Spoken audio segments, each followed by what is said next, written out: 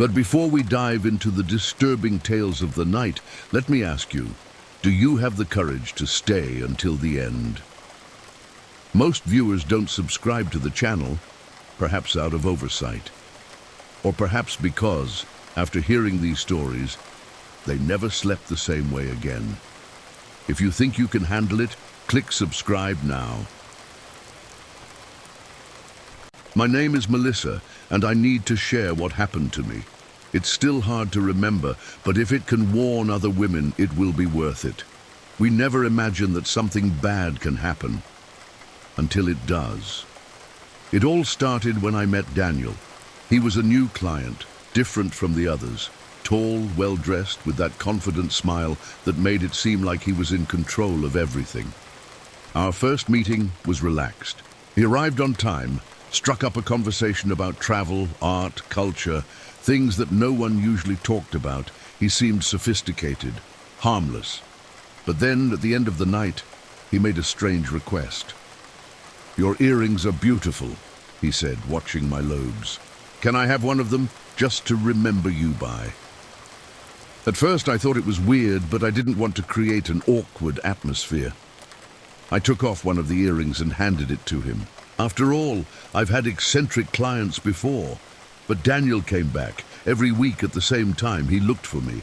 At first it seemed flattering, but over time I realized there was something wrong. He was insistent. "Your hair is beautiful," he commented on another meeting. "Can I keep a lock of it?" That made me shudder. I responded with an excuse and tried to change the subject, but he didn't give up. "Just a little piece," he whispered a week later. Then I started noticing other strange things. One night, coming home, I saw a car parked on the corner of my street.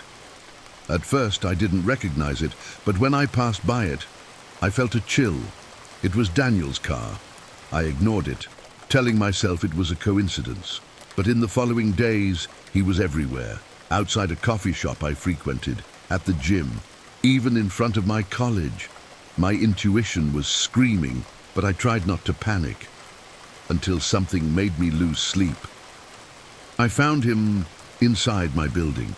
It was almost 3 in the morning when I got into the elevator, and turning the corner of the hallway, I saw a shadow near the door of my apartment. My heart stopped. Daniel was there. He smiled. "Oh, what a coincidence," he said, as if it was the most normal thing in the world. I ran. I didn't think twice. I entered the apartment and locked the door before he could say anything else. My fingers were trembling as I called the police. Minutes later, when the police arrived, he was already gone. After that night, I went to the police station and got a restraining order. Finally, it seemed like I was safe. For a few months, he disappeared, until one night I saw his car again. It was parked in the parking lot of my building. My breathing faltered. I called the police immediately. When they arrived, I told them everything that had happened. That's when one of the policemen looked at me in a strange way. "Are you sure it was him?" "Absolutely," my voice failed. He exchanged glances with his colleagues. Then he said something that made my blood run cold. "Melissa, that man died 3 months ago." "What?" They explained that Daniel suffered a car accident on the road. The body was found charred beyond recognition. He had been dead since the last time we saw each other. But if he was dead, who was watching me that night? I was in shock. I saw him. I knew it was him. But the idea that he was dead and still haunting me was even worse. In the following weeks, I couldn't sleep. I still felt that sensation of being watched. I still saw that damned car, even knowing it was impossible. I never stopped being afraid. If death didn't stop him, what would? Hi, my name is Emily, and to this day I still have nightmares about that night. I never thought something like this could happen to me. I've always been careful, always been aware. But some people, they know how to make you drop your guard. It all started when I got a message from a new client. His name was Daniel, and unlike most, he was overly polite, almost formal. I want an exclusive meeting, something discreet. I can pay well. So far, nothing out of the ordinary. But he insisted on meeting in a secluded parking lot and then driving together to a restaurant. That made me uncomfortable, but he offered me double the usual rate. My mistake was thinking that was just generosity. I arrived at the designated spot and my stomach churned immediately. The parking lot was almost deserted, illuminated only by flickering streetlights. The kind of place that makes your skin crawl for no apparent reason. Then I saw his car, a shiny black sedan, parked in one of the last spots. He was inside, waiting for me. As I approached, he got out and opened the door for me. He was a tall, well-dressed man with a calm smile, but his eyes conveyed nothing. Something told me to turn around and leave, but I got into the car. At first, the conversation was easy. He asked about my day, about places I like to go, but then he started asking strange questions. Do you live alone? Does anyone know you're with me right now? I responded with vague phrases, trying to hide my discomfort. That's when I realized he was deviating from the agreed-upon route. Hey, this isn't the way to the restaurant, I commented. He smiled. I know a better place, more private. My heart raced, and it was at that moment that I heard a muffled sound coming from the trunk. It was a faint moan, as if someone was trying to scream but couldn't. I tried to stay calm. Did you hear that? I asked, feigning innocence. Daniel gave a short laugh but didn't answer. He just turned up the radio. That's when I understood. There was someone in there. My brain went into survival mode. I thought about opening the door and jumping out of the car, but we were going at high speed. Then I had an idea. Daniel, I need to use the restroom. Can you stop somewhere? He was silent for a moment, then agreed. Minutes later, we stopped at a deserted gas station. It was my only chance. I got out of the car quickly, pretending to be in a hurry. I went into the restroom and locked the door, trying to think. My cell phone was in my purse. Inside the car, with him, I needed to get out of there. But first, I made an impulsive and stupid decision to find out what was in the trunk. I left the restroom discreetly and sneaked to the car. Daniel was distracted, messing with his cell phone. I crouched down and pulled the emergency lever to open the trunk. My blood ran cold. Inside, there was a life-sized doll with sewn-up eyes and clothes stained with something dark. But next to her, there were strands of human hair tied to a red ribbon. My stomach churned. This wasn't just a weird fetish. This was a trophy. I closed the trunk too quickly. The noise made Daniel turn around. Our eyes met. He knew that I knew, and I knew I was going to die there if I didn't act fast. He got out of the car furiously, coming towards me.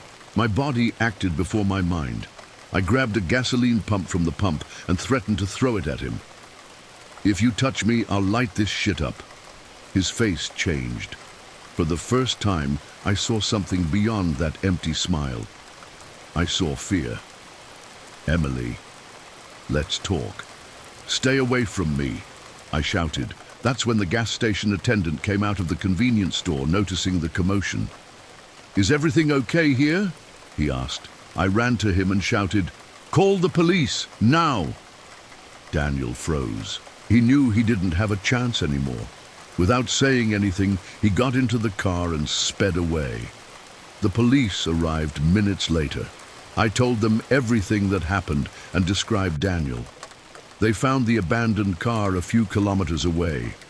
But Daniel was never found. And the scariest part, inside the trunk, along with the doll, there was a necklace that belonged to a woman who had been missing for months. My name is Samantha, and for a long time, I thought I knew how to identify danger, but what happened to me proved that sometimes monsters disguise themselves very well. It all started when I received a message from a new client, Dylan. He was polite, kind, spoke calmly and respectfully. He said he wanted an exclusive meeting at a 5-star hotel in the city center. The payment was high, more than usual. "I want you to feel comfortable," he wrote. At the time, I thought it was a good sign. Someone who cared about my well-being, but I was wrong. So wrong.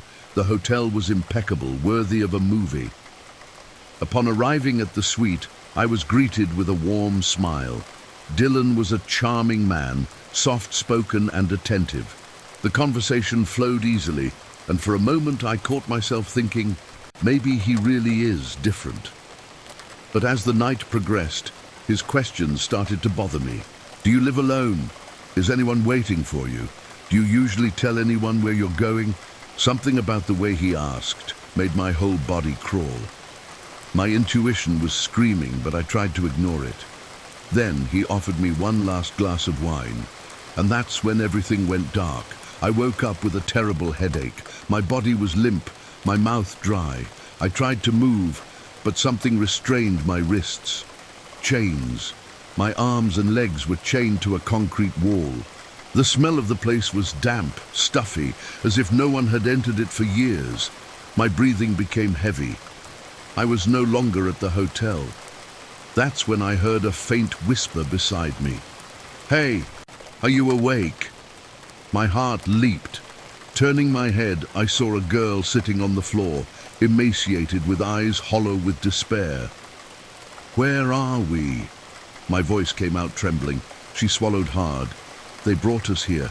We're trapped." My stomach churned. "They." Minutes later, footsteps echoed in the hallway. The door opened slowly and Dylan entered, but he wasn't alone. Behind him, another man, his face covered by a ski mask. "I see you're awake," Dylan said, with the same calmness he used when he invited me to the meeting. My whole body trembled. What do you want?" He smiled. "Just a little more time with you. I knew I couldn't panic. I needed to think." As Dylan and the other man approached, I exchanged a quick glance with the girl beside me. If we wanted to survive, we had to act together. I waited until one of them was close enough and bit his hand with all the strength I had. He screamed, recoiling, and at that moment the girl picked up a stone from the floor and hit the other man on the head. Chaos ensued. I tore off the chains with an effort I didn't even know I possessed. My body was shaking, but I ran. I ran as if my life depended on it. Because it did. We stumbled through a dark and narrow corridor until we found a door. It was locked, but from the other side, we heard a siren. The police. The authorities raided the place and got us out of there. Dylan and his accomplice were arrested on the spot. But what they discovered afterwards made me vomit from pure horror. This wasn't the first captivity. They had already done this to at least 4 other women, and only 2 had been found alive. My life changed after that. The trauma still haunts me, but I survived. If I can leave one lesson, it's this: never ignore the signs. If something seems too good to be true, it probably is. And the monster might be wearing a suit and smiling at you. I'd had weird clients before. It's part of the job. But this one was different. His name was Daniel. Deep voice, carefully chosen words, a calm demeanor that seemed almost elegant. At first, nothing about him set off my internal alarms. On the contrary, he was overly polite, overly attentive. The offer was good, very good. He wanted me to accompany him for dinner, and then for a special experience. That's what he called it. Normally, I wouldn't accept something so vague, but the payment was high, and he seemed trustworthy. We agreed to meet at a restaurant, one of those more secluded ones, low lighting, few tables.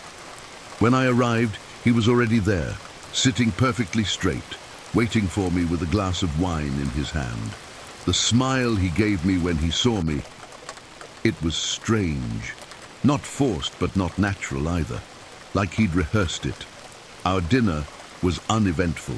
He asked about me, about my life, but without seeming genuinely curious.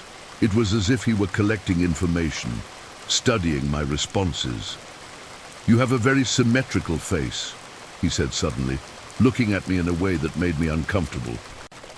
perfect for what I want. I laughed, trying to play it off. And what do you want?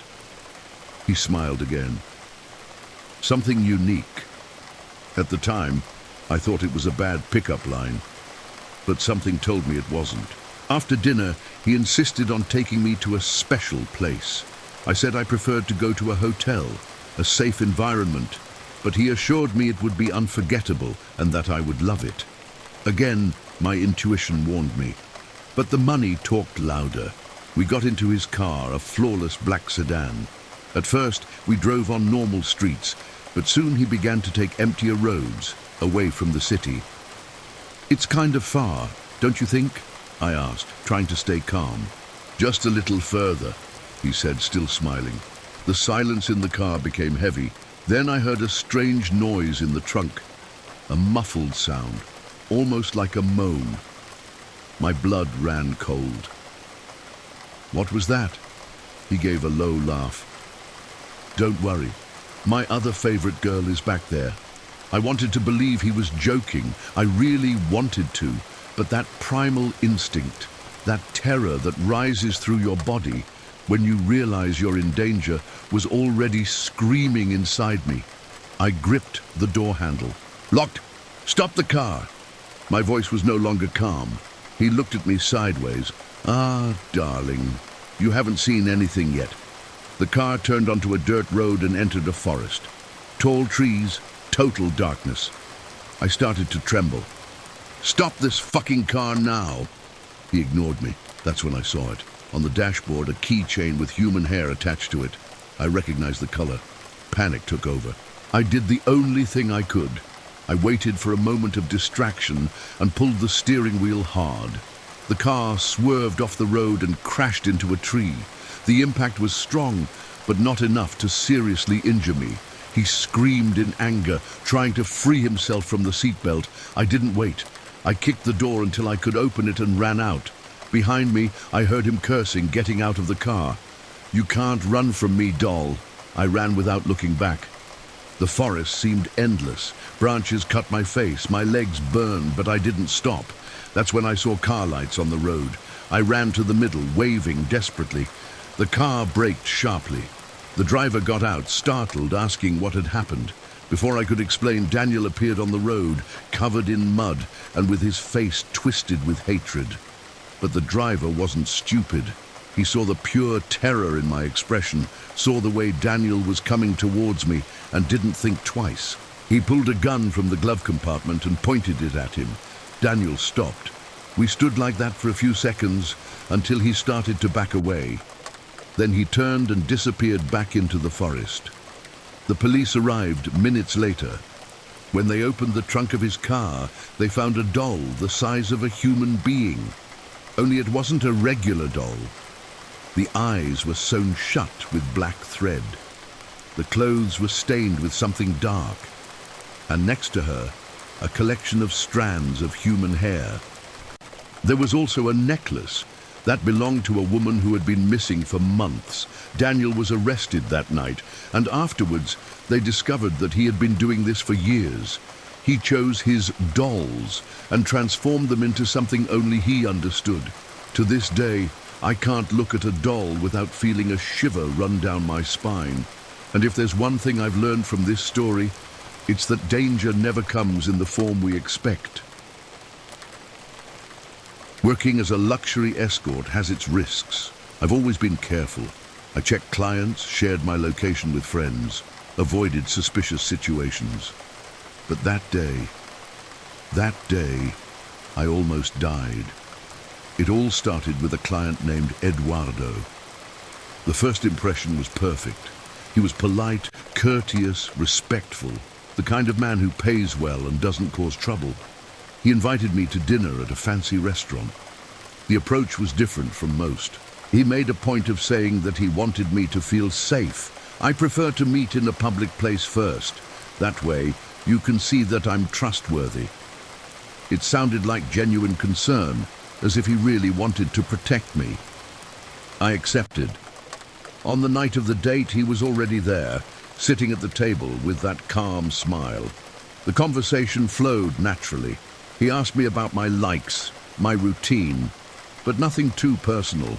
He seemed interested in my company, not just the service. And in the end, he made the invitation. I want to take you to a more private place, an incredible hotel. I'll pay double. My intuition hesitated. Something didn't feel right. But the payment was high enough for me to ignore that pang of warning inside me. I accepted. We met the next day. The hotel was truly luxurious, the kind you see in movies. We went in together, and Eduardo spoke to the receptionist. I noticed he didn't give his own name for the reservation. It's in a friend's name. I want total discretion. That bothered me, but I didn't say anything. In the elevator, he was different. He still smiled, but his eyes were strange, like he knew something I didn't. We entered the room. The smell of men's cologne was too strong, as if someone had just left. My heart started beating fast. "Is everything okay?" he asked, still with that calm tone. "Yes. I'm just tired." I went to my purse to get my phone. I wanted to send a message to my friend Anna just to be sure, but when I looked in the mirror, I saw an extra reflection.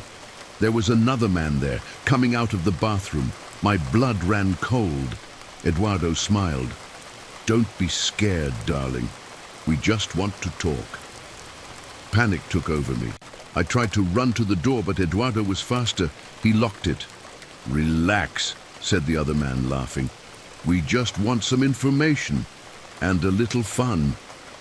My body paralyzed. I was trapped. I forced myself to take a deep breath and think. I needed to buy time.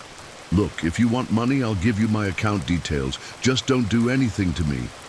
Eduardo laughed as if he found my attempt to negotiate amusing. "Money? We don't want your money. We want to see what you do when you're really scared."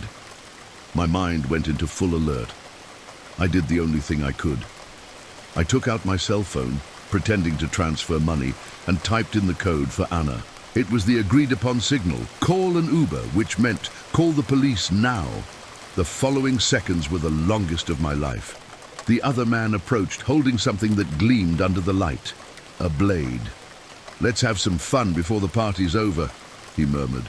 My body acted before my mind could keep up. I grabbed the lamp next to the bed and hit him with all my strength on the head. The sound of the impact was loud. Eduardo shouted and ran towards me, but I was already opening the window.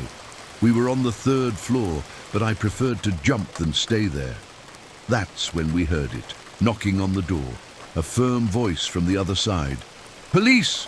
Open up now!" My heart leapt. Eduardo looked at me, then at the door. The other man was still on the floor, groaning in pain. "Shit!" Eduardo growled. The police broke down the door in seconds. They went straight for the 2 men.